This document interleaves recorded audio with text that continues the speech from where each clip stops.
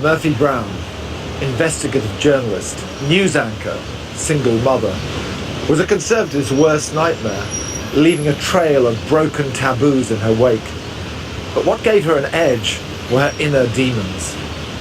I remember reading the pilot of Murphy Brown, and I thought that was the coolest thing in the whole world, that she just got out of rehab. And during the pitch, that kind of stopped everybody in their tracks. They didn't really open with that, you know? Frank, I haven't had a drink in over a month. I haven't had a cigarette. And the reaction was, that's not really a very attractive trait in a woman. You know, somebody who's had problems with alcohol. She got to be Lou Grant. That was a big deal, and I think executives in television the buttons got pushed because those were traditionally male traits. You know, Sam Malone on Cheers had come into the bar as a recovering alcoholic. Why can't the same thing apply to a woman? What CBS said that they would like, instead of her being a 40-year-old who was just coming out of Betty Ford, couldn't she be a 30-year-old who had just come back from a spa? Diane said, no, that's not the point. It was so exciting to see a woman character be starchy. I'm beginning to find your attitude extremely offensive. Perch and rotate. People, they want interesting. They don't want likable. Murphy became that person we all wish we were. You know, all the things you should have said or you wish you could have said. Well, she said that. She never felt that she had to please anyone or be polite, and that was such a break for women to see that. We do spend a lot of time trying to be liked and wanting to be liked. At least at that time, you know, it was unusual to see somebody who really didn't care about that. She's a housewife from Denver, Colorado, who started appearing in a local nightclub called the Comedy Works in Denver about 3 or 4 years ago. And she moved out here to Hollywood, where she's been working at the Comedy Store. And this is her very first appearance on national television. Would you welcome Roseanne Barr? Roseanne? So I'm fat, I thought I'd point that out. The same autumn season that brought Murphy Brown to CBS saw another female character make her debut on rival network ABC. She couldn't have been more different in terms of class, appearance, and lifestyle, but she turned out to be an even greater challenge to the conventions of primetime woman. I was raised in Salt Lake City, Utah, and I was a Jewish girl and from a poor family. So everywhere I went, I was the opposite of everybody. I didn't have a waist, and I was fat, and I just talked like I talk, and I was funny, and that was really frowned on, to be a smart, funny girl in Salt Lake City, Utah. I was always constantly corrected by everyone who came in my path, where they would say, you should do this. Well, don't do that. This is not the way, young lady, blah, blah. But I realized really early that I would never have anybody's approval. Maybe that helped me a layer of protection against the constant onslaught of correction and really humiliation that fat girls get in schools where everybody's thin and blonde and capitulating. It's a note from my history teacher, Miss Crane. You gotta meet with her at 3:15. Today? Uh-huh. Why do you always wait to the last minute to tell me these things? I've got a life too, you know. It's not like I don't have nothing to do.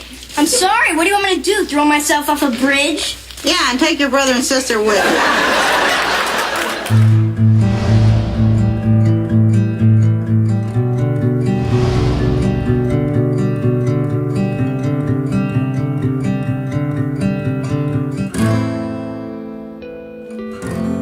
When I first was a young mother and would just sit at home watching television with my kids, and I was just appalled at television, I had the fantasy, like a lot of people do, man, if I ever got a chance to get on there, here's what I'd do. Here's how I'd say it's all BS. There was never any woman like me on there, or my grandma, or my mom, or my aunt. There was just nothing like that. So I always wanted to kind of get inside the stereotype and punch the walls out of it. We're going to be at the bowling alley, and Chip's going to be at the bowling alley. We're bound to run into one another. Please don't embarrass me. Please. Oh, honey, there's no way we'd embarrass you. The first network we took it to rejected it. They said, who would want to watch that? Who would want to watch her? Who would want to watch a show about this? Who would want to... No.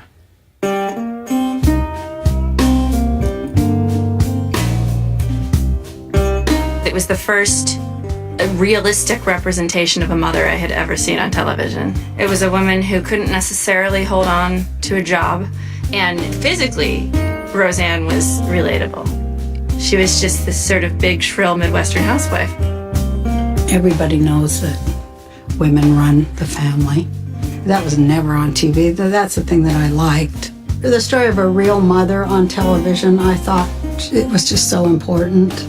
Every detail of that set spoke volumes about how hard it was to have enough money to put food on the table. This is a character who's paid by the hour. It's a character who is not getting enough health care benefits, who's struggling and trying to balance the needs of being a good mom with the needs of bringing home a paycheck. You're overworked, you're underpaid, you're overweight, and to be laughing at that, making edgy jokes about that, that was new, that was different. I think in the same way that Roseanne was always fearless in her stand-up act, she seemed fearless about what her own personal issues might be. What do you mean going and getting plowed?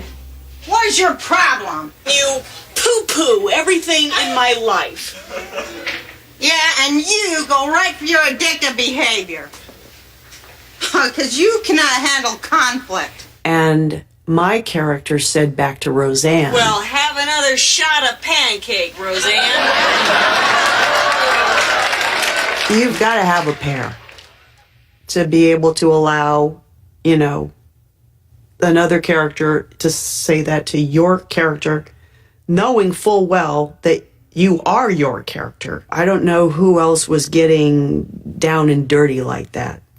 All this time, you told me if I worked hard and got good grades and everything, I could make something out of myself. And you still can't. Yeah, going to night school, working at the buy-in bag, I'm gonna wind up just like you. Hey! Dan. You apologize for that. No! I really wanted the edge on that show, and it was a battle every single day. And it was like, because these people who make television they don't have any, they're like aliens or something. They don't have any real life experience or any values or anything. Becky, I'm working 2 jobs I was here. working class enough myself to, do the things that working class people do when you come in front of elitist people, which is a lot of outrageous things when I look back. But it worked for me. She was pissed off, and she meant everything she said. She lived that life, and then she became this big star. But in her heart, she still was the person struggling with her life. I can't believe you let her talk to you like that. Dan, the fact that she doesn't want to end up like me just proves that she's been paying attention. All of it was real life, things that, I tried to make sense of by making it funny on television. There are so many red flags, for a network when you put somebody like that on TV who's so raw and interesting and, not eye candy for male viewers. I can't think of a show that pulled off something that impossible. I really wanted to show, hey, you can be different and okay. You can be fat and okay. Your husband can be fat. You can be unemployed. Your kids are brats. You're still okay. As long as you have honesty and integrity and some measure of intelligence, it's all okay. What isn't okay is to be okay with how bad things are. Just to throw some mud in the eye of the beast. It was fun. But like it or loathe it, the beast has to be fed on a high-protein diet of advertising dollars. I gotta admit one thing, Ralph, boy, television is great for selling things. You can say that again. Today, almost half the time you're watching a commercial. The 30-minute television show is down to 22 minutes and 20 minutes. They've been sneaking